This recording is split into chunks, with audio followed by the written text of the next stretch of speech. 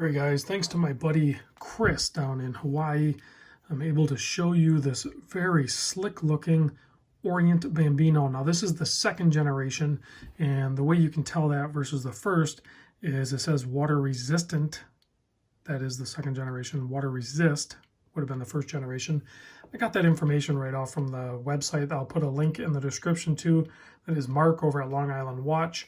He carries all these. The price tag on this, his website is $159, and that basically puts it in the camp of the super affordable automatics and then the dress watch, which the Orient Bambino pretty much owns that category, I feel, and I think a lot of other people also would agree with me on that.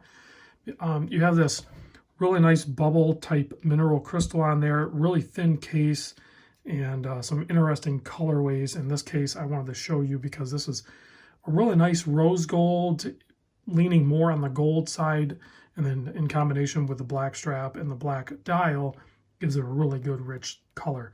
Now the case size on this is 40.5 millimeter. Lug tip to lug tip is a 46.7 millimeter. 11.2 millimeter is what I get for about the thickness. That's including the, bubble or box style mineral crystal.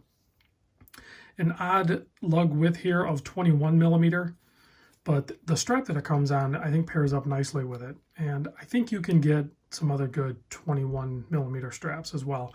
Matching hardware signed, solid case back, a little bit of information on there for you.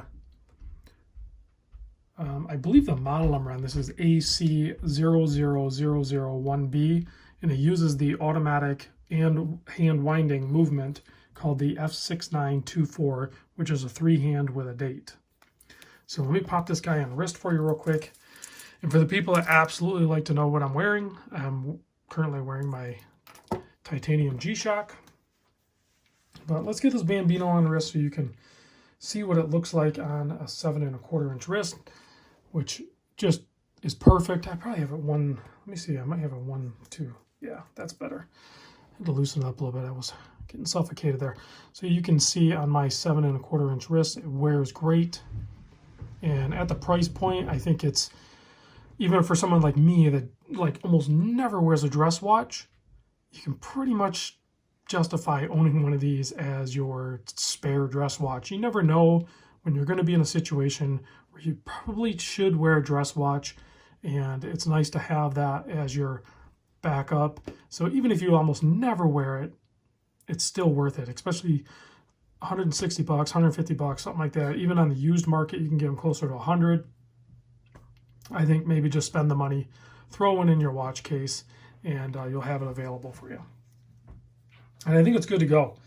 For how often I would wear it, yeah, it's good to go even on this fairly inexpensive feeling leather, but it's comfortable and it feels like it, obviously it's been worn, but once you get it where it curves like that, this thing just pops on wrist and you'll be able to wear it no problem. So no loom on this. I'll try to give you a close-up. I'm not sure how much smudging I have on there, but you can see a really rich dial. Nice clean printing on there. You have the logo up top. Excellent, color matched indices and handset to match the case. Signed crown. It's non-screw down. It should be 100-meter water resist. Nice wind to it. Good finishing on the case and everything. So anyway, guys, if you guys have any questions, let me know. I'll try to answer them. But most of you guys already know more about these Orient Bambinos than I do, because there's I think they're even on their 4th generation. So there's easily a colorway out there or a generation that is going to fit your needs and your price point. I think Orient knows it, and they continue to crank them out, and they're not wrong. I think this is a killer watch. All right, guys, thanks for watching, and I'll catch you on the next vid.